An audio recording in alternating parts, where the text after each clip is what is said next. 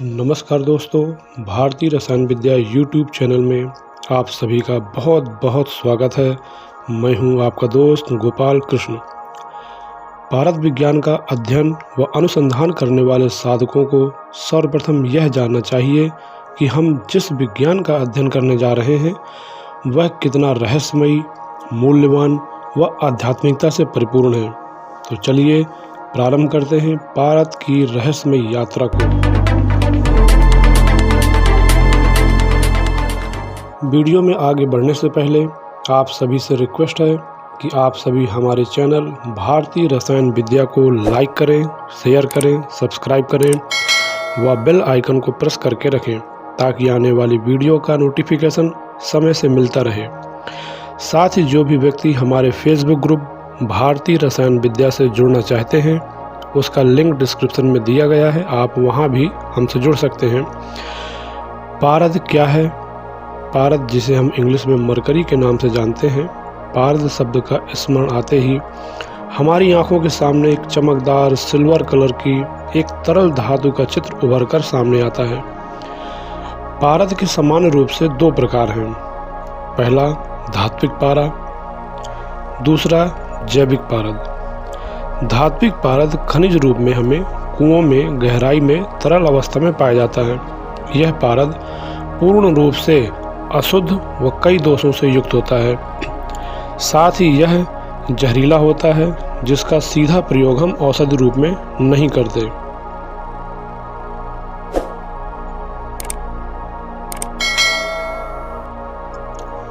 पारद के ऊपर कई ग्रंथ लिखे गए हैं। उन्हीं में से एक ग्रंथ है धरणीधर संहिता, जिसका एक श्लोक है पारम ददातु स पारदः। इस श्लोक में बताया गया है कि पारद क्या है। इसका अर्थ है जो पार लगा दे वह पारद है। अब पार लगाने की बात कही गई है तो किस चीज से पार लगा दे? तो वह है भव सागर से, अर्थात जन्म मृत्यु के बंधनों से मुक्त करके मृत्योर मामृतम गमय, यानी मृत्यु से अमृत्यु की ओर ले जाए। सरल शब्दों में कहें तो पारद के माध्यम से शरीर को अजर अमर बनाकर चिरकाल तक जीवित रहने व मोक्ष तक की यात्रा का संकेत दिया गया है। सबसे पहले हमें यह समझना होगा कि पारद है क्या, यह किस प्रकार कार्य करता है, वह जीवन में इसकी क्या आवश्यकता है। हम में से बहुत से लोग पारद विज्ञान को केवल स्वर्ण या रजत निर्माण का विज्ञान मानते हैं। जिसने भी इसे मात्र कीमियागरी का विज्ञान माना है उन्हें कभी भी इस विज्ञान में सफलता प्राप्त नहीं हुई है। पारद विज्ञान इंसान को नर से नारायण बनाने का पूर्ण आध्यात्मिक विज्ञान है। पारद को जानने समझने वाले यह मानते हैं कि पारद भगवान शिव का वीर्य है, या दूसरे शब्दों में साक्षात शिव ही है। इसलिए पारद की जितनी भी परिभाषाएं हैं वह सब भगवान शिव की ही हैं। पारद एकमात्र ऐसी धातु है जो तरल अवस्था में है। यह जीवित प्राणी की तरह व्यवहार करती है। इसका एक अद्भुत पक्ष है जो इसे सबसे ज़्यादा रहस्यमयी बनाता है। वह रहस्यमयी बात यह है कि पारद के साथ कार्य करते समय पारद आपके मनोभावों को, आपके विचारों को तुरंत पकड़ लेता है। आप क्या सोच रहे हैं, मन में क्या भाव लेकर पारद के साथ कार्य कर रहे हैं, आप पारद से क्या चाहते हैं, इत्यादि सभी भावनाओं को वो पकड़ लेता है। अगर आपके विचार उसके अनुरूप नहीं हुए तो वह आपको भ्रमित कर देगा।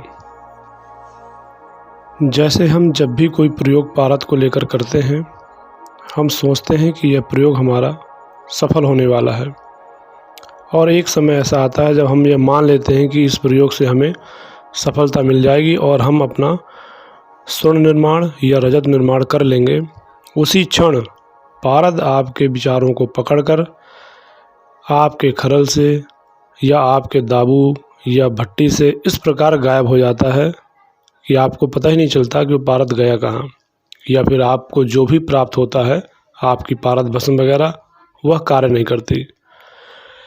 इसका एक अनुभव और बताना चाहूँगा जो इसकी रहस्यमय प्रकृति की ओर इशारा करती है।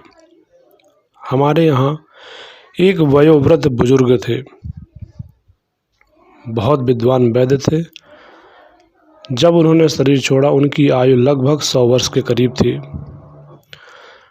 मैं जब भी उनके पास जाता था, पारद से संबंधित जब भी उनकी चर्चा होती थी, उन्होंने अपने अनुभव मुझे बताए कि पारद, जब भी हम रात में बैठ कर के पारद को खरल करते हैं तो वह बहुत ही विचित्र क्रियाएं करता है। खरल करते समय वह हमारे मनोभावों को इस प्रकार भ्रमित करता है कि जब हम खरल करते हैं तो हमारे मन को उच्चाटित कर देता है कि हम खरल ही न करें, पारद की क्रियाओं को ही न करें, जिससे हम खरल करना छोड़ देते हैं और पारद की क्रियाओं से दूर हो जाते हैं। साथ ही इन्होंने ये भी बताया कि जैसे जैसे हम पारद के संस्कार करते जाते हैं, आगे की क्रियाओं में ऐसा महसूस होता है कि हमारे सामने कोई खड़ा है या हमारे आसपास कोई विचरण कर रहा है। कभी दिव्य सुगंध का अनुभव होना, कभी किसी के स्पर्श का अनुभव होना, इत्यादि कई क्रियाएं पारद के आगे के संस्कारों में अनुभव में आती हैं। आप इस विज्ञान की गहराई को और अच्छे से तब समझेंगे जब आप अपने गुरु के निर्देशन में अष्ट संस्कार संपन्न करेंगे व इसकी गोपनीय क्रियाओं को स्वयं करके देखेंगे। अंत में पारद स्वरूप साक्षात शिव स्वरूप सद्गुरुदेव के श्री चरणों में यही प्रार्थना है कि आप पारद कर्म में सफलता प्राप्त करें व समाज में पारद के नाम पर फैली भ्रांतियों को दूर करें। पारद की अद्भुत व रहस्यमय अनंत यात्रा में आगे बढ़ने के लिए चैनल से जुड़े रहें, स्वस्थ रहें, खुश रहें, प्रसन्न रहें। इन्हीं शुभकामनाओं के साथ मिलते हैं अगले किसी वीडियो में। धन्यवाद।